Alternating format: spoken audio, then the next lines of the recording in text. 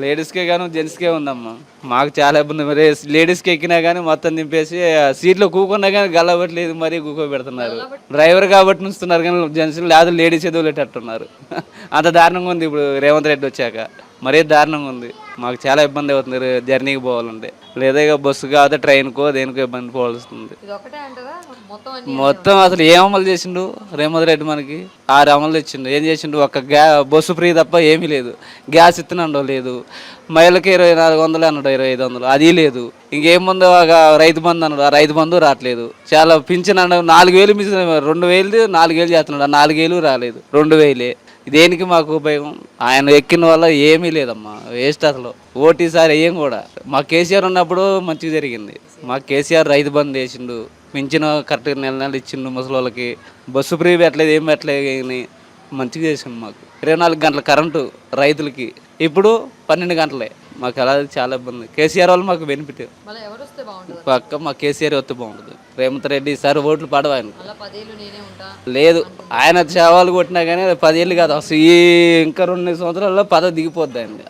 లేదు, ఉండదు అసలు. 5 సంవత్సరాలు పూర్తి అయిపోయింది అనుకో, 2 సంవత్సరాలలో ఇంకా అసలు ఆయనకు ఎక్కడానికి ఛాన్స్ లేదు. అది తెలంగాణ ప్రజల పరిస్థితి ఎట్లుందంటే ఒకవేళ చెప్పుకోలేని పరిస్థితి అమ్మా. ఎవరు నేనే కాదు, ప్రతి ముసలి వాళ్ళని, పెద్దవాళ్ళని, వయసు వాళ్ళని ఎవరన్నా రేవంత్ రెడ్డి మంచోడా అంటే ఎవరు మంచోడు కాదని అంటారు. ఎందుకంటే లేడీస్కి ఒక్క ఫ్రీ బస్ తప్ప, లేడీస్ కూడా ఆ ఫ్రీ బస్ పెట్టడం వల్ల లేడీస్ ఎంతమంది చచ్చిపోతున్నారు, జెంట్స్ కానీ బాయ్స్ కానీ ఎక్కువ ఎంతమంది చనిపోతున్నారు తెలుసు. యాక్సిడెంట్ అయ్యి ఫ్రీ బస్ వల్ల చాలా చనిపోతున్నారు. ఈ ఫ్రీ బస్ పెట్టడం వల్ల దగ్గర కర్నూలు మాత్రం తెలంగాణ భద్రాచలం ఎంతమందో చనిపోయారు బస్సులు. దానివల్ల ఏం లేదు. మాకు రేవంత్ రెడ్డి కంటే కేసీఆర్ వస్తేనే మంచిది అమల్లో. 10 సంవత్సరాలలో ఈ సంవత్సరం రైతులు కానీ మహిళలు కానీ ఎవరైనా ఇబ్బంది పడుతున్నారు. గ్యాస్ కైనా ఇప్పుడు పెట్రోల్ డీజిల్ టైట్, మళ్ళీ గ్యాస్.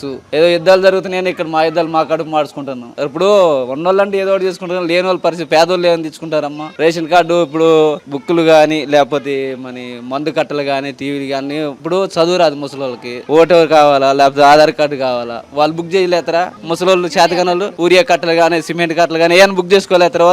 వాళ్ళ వల్ల కాదుగా. చదువుకున్న వాళ్ళంటే చేస్తారు ఆన్లైన్లో. లేదమ్మా, నచ్చలేదు. ఇప్పుడు వయసు వాళ్ళు అంటే తెలిసిన వాళ్ళు చదువుకున్న వాళ్ళు చేస్తారు. మరి పల్లెటూళ్ళు అందరూ చదువుకున్న వాళ్ళు ఉండరు కదా. వాళ్ళ ఇప్పుడు చిన్నప్పటి నుండి లేని చదువు నీకు ఇప్పుడు రమ్మంటే రాదు. ఇప్పుడు నాకు చదువు రాదు. ఇప్పుడు నేను మా అమ్మ నాన్న బడి పంపమంటే నాకు అప్పుడు నేను చదువుకోలేదు. ఇప్పుడు చదవమంటే నేను ఎలా చదువుతా? నాకు చదువు రాదు కదా. ఇప్పుడు చదువు వచ్చిన వాడికి చదువు రానివాడికి అది తేడా. మనుషులు మారదు. వారి కాలం మారాలని ప్రభుత్వం కోరుకుంటుందంటే నీకు వెనకటి కాలం ఇప్పుడు ఎట్లుంటది, ఇప్పుడు కాలం వెనకట్టు ఉంటుంది. ఇప్పుడు మోటి మనుషులు మోటి. కాకపోతే అప్డేట్ ఏంటంటే రైతులు వాళ్ళు అప్డేట్లు కారు. కాకపోతే సిటీ కల్చర్ అప్డేట్ అయింది. ఎందుకంటే వీళ్ళకి సిటీ అన్ని అవగాహన ఉంటుంది, తెలుసుకుంటారు కాబట్టి మేడం.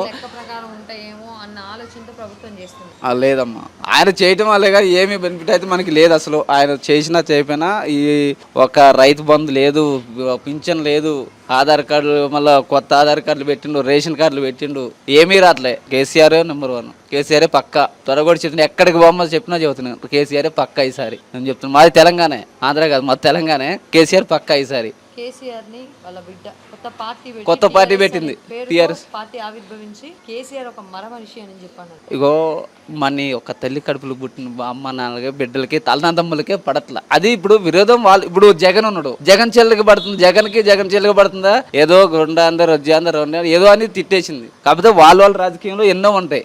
రాజకీయం విషయం అంటే వేరే రకం. అది ఇప్పుడు మీ అమ్మ నాన్న ఉన్నారు, మా అమ్మ నాన్న ఉన్నారు. మీ అమ్మ నాన్న మీ అక్క చెల్లెని నువ్వు వేరు చేసి చూస్తుంది అమ్మ మీ అమ్మ. మనకి ఆస్తులు ఏం లేవు, మనకున్నది ఈ ఆస్తులోనే బతికేద్దాం. మరి వాళ్ళు ఈ రాజకీయం కదా, రాజకీయం ఎదగడం కోసం రాజకీయంలోకి పోతే అంతలా ఉండే అక్క లేదు చెల్లె లేదు, తొక్కేయటమే రాజకీయం విషయం. అది ఇవాళ నా అన్న ఎదుగుతున్నట్టు వాడిని దొక్కేసరి నేను ఎదగాలి. కొంతమంది కొన్ని మాటలు అంటా ఉన్నారు, కేసీఆర్ లేకపోతే నువ్వెవరని చెప్పి. నిజమా? కేసీఆర్ లేకపోతే నువ్వెవరు అన్నది. కేసీఆర్ ఉంటేనే ఈ ఒక రైతు ఒక ముద్ద అన్నం తింటాడు, లేకపోతే పురుగుల మందు దాకా చచ్చిపోతారు. ఇప్పుడు మిరపకాయ పండిస్తున్నాం, పత్తి పండిస్తున్నాం, మాకు దళారు రేటు పెంచుతున్నారా? మా కాడికి వచ్చేటానికి మధ్యవాడు బాగుపడుతుండో. మేము కష్టపడి పండిస్తే మాకు రూపా, మీరు కొనేది 10 రూపాయలు. మధ్యలో నష్టపోయేవాడు గవర్నమెంట్ కాదు, ఇటు దళారుగా రైతు బాగుపడి నష్టపోయేది, పురుగుల మందు దాకా చచ్చిపోయేది, పెట్టుబడి తీరక అప్పులు తీరక ఆడ తెచ్చి అప్పులు చేసి రైతులు చచ్చిపోతున్నారు. మరి అదే మరి రైతు కాకుండా మధ్య ధర ఎందుకు వాడికి ఏముంది, వాడు కష్టపడకుండా వస్తున్నాయి. ఇవాళ పావుల రూపాయి కొంటే వాడు 3 రూపాయలకి అమ్ముకుంటాడు, వాడు కష్టపడట్లేదు కదా. మరి గవర్నమెంట్ పెంచితేనే కమ్మా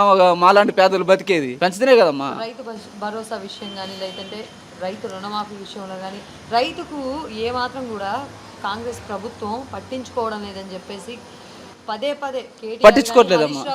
ఎవరైనా ఇప్పుడు ఈ కాంగ్రెస్ అమల్లో పట్టించుకోవట్లేదు. కాంగ్రెస్ అసలు వచ్చిన దానికి ఏంటంటే ఓటేసింది ఎందుకంటే కాంగ్రెస్ ఒక్కసారి గెలిపిద్దాం, మనకేమన్నా చేస్తాం. ఈ 10 సంవత్సరాలు కేసీఆర్ ఉన్నాడు, ఈసారి గెలిపిద్దాం, మనకేమన్నా కొత్త పథకాలు ఏమన్నా వస్తాయి, కొత్తది ఏమన్నా మారుస్తారేమో.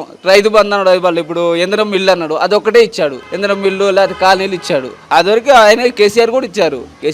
ఇప్పుడు ఏం ఇచ్చాడు ఇంద్రం మిల్లు, కానీ వాళ్ళు ఎవరు లేదు కదా మనకి. వీళ్ళు ఏం చేసిన అమలు ఏముంది, ఒక్క గ్యాస్ ఇవ్వలేదు. ఇప్పుడు గ్యాస్ ఇబ్బంది, ఓన్లీ ఫ్రీ బస్ తప్ప రెండోది ఏమీ లేదు. ఈ కేసీఆర్ ఏం పెట్టింది రేవంత్ రెడ్డి.